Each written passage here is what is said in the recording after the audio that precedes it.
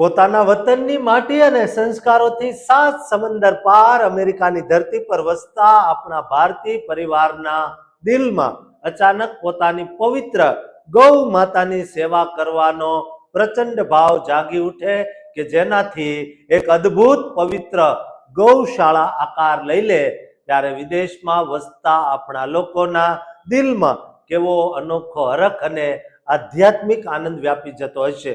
દોસ્તો, અમેરિકાના જોર્જિયા રાજ્યના કમિંગમાંથી સામે આવેલા આ અતિ પવિત્ર અને આનંદદાયક સામાજિક સમાચાર પાછળનું એક સુંદર સત્ય જાણીને તમારું દિલ પણ પ્રસન્નતાથી ભરાઈ જશે।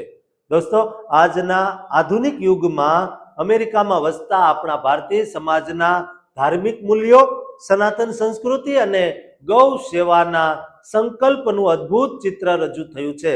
અહેવાલો મુજબ અમેરિકાના જોર્જિયા રાજ્યના કમિંગ ખાતે S3 ગૌશાળા એટલાન્ટા ચેપ્ટરનું 19 જુલાઈ 2026ના રોજ ભવ્ય ઉદ્ઘાટન કરવામાં આવ્યું।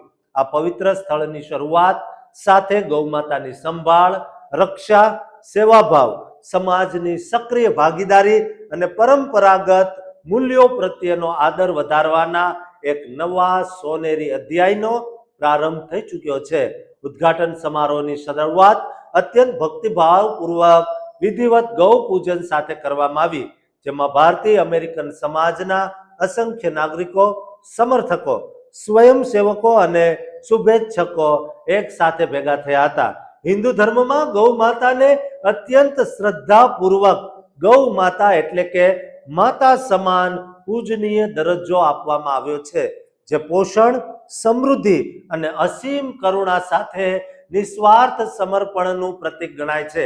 આ ઉદ્ઘાટન સમારોહ દ્વારા સંસ્થાનો મુખ્ય હેતુ એક એવું શાંતિપૂર્ણ પવિત્ર ધામ તૈયાર કરવાનો છે, જે આપણા ભારતીય પરિવારો રૂબરૂ આવીને ગૌ સેવાની પવિત્ર પ્રવૃત્તિઓમાં સક્રિયપણે ભાગ લઈ શકે અને આ ગૌશાળાના ધાર્મિક મૂલ્યો સાથે સીધા જોડાઈ શકે। કમિંગ શહેરમાં સ્થપાયેલું આ એટલાન્ટા ચેપ્ટર એ S3 ગૌશાળા પહેલનો ભાગ છે, જેનું મિશન ગૌ માતાની સુરક્ષા, સેવા, ધર્મ અને સામાજિક કલ્યાણના પાયા પર નિર્ભર છે। આ પવિત્ર ગૌશાળાનું સત્તાવાર શુભારંભ S3 ગૌશાળા એટલાન્ટાના પ્રમુખ રમેશ ગુડે અને વાઇસ પ્રેસિડેન્ટ શ્રીધર વેંકટ તથા તેમની એટલાન્ટા ટીમ દ્વારા કરવામાં આવ્યું, જ્યાં સમાજના લોકોએ મોટી સંખ્યામાં એકત્ર થઈને પ્રાર્થના કરી આ નવી દિવ્ય પહેલને પોતાનો પૂર્ણ સહયોગ આપ્યો। આ સત્તાવાર શુભારંભ સમારોહ પછી એટલાન્ટા સ્થિત ભારતીય કોન્સ્યુલેટ કચેરીના કોન્સ્યુલ જનરલ રમેશ બાબુ લક્ષ્મણન પણ S3 ગૌશાળાની રૂબરૂ મુલાકાતે ખાસ આવી પહોંચ્યા હતા। તેમણે ગૌશાળા પરિસરમાં કિંમતી સમય વિતાવ્યો અને ત્યાં ગૌ સેવાની કામગીરી સાથે જોડાયેલા તમામ અગ્રણીઓ અને સ્વયંસેવકો સાથે મુલાકાત કરીને તેમની પવિત્ર કામગીરીને બિરદાવી હતી।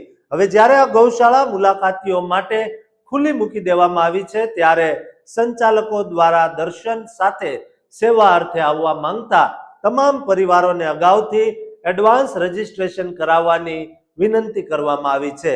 આ એડવાન્સ રજીસ્ટ્રેશન સિસ્ટમનો મુખ્ય ઉદ્દેશ્ય મુલાકાતીઓની સંખ્યાને સચોટ રીતે નિયંત્રિત કરવાનો છે, ગૌશાળા પરિસરમાં શાંતિ અને પવિત્ર વાતાવરણ જાળવી રાખવાનો તેમજ વાહનોના પાર્કિંગની વ્યવસ્થાઓને સુચારુ બનાવવાનો છે। આ અંગે S3 ગૌશાળાના સ્થાપકોએ નિવેદનમાં જણાવ્યું છે કે જે પણ મુલાકાતીઓ S3 ગૌશાળા ખાતે આવવા માંગતા હોય તેમને ખાસ વિનંતી છે કે તેઓ અગાઉથી જ ઓનલાઈન રજીસ્ટ્રેશન કરાવી લે, જેથી કરીને અમે વધુ સારું આયોજન કરી શકીએ। અમારા સ્વયંસેવકો તમામ લોકોને યોગ્ય રીતે માર્ગદર્શન આપી શકે।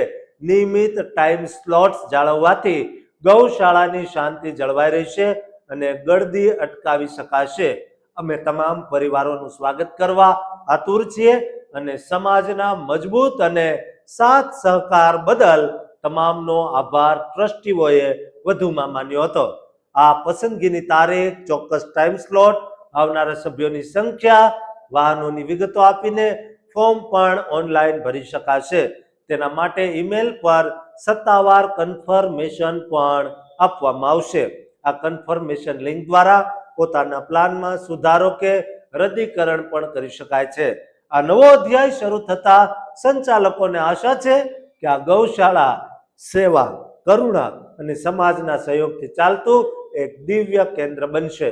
દોસ્તો, સનાતન સંસ્કૃતિના પાયા સમાન ગૌ સેવા, ગૌધામનો આ વિડીયો તમામ ગુજરાતીઓ જે અમેરિકામાં વસે છે, જે ભારતીયો છે, તેમને શેર કરજો અને આ ચેનલને સબસ્ક્રાઇબ કરવાનું ચૂકતા નહીં.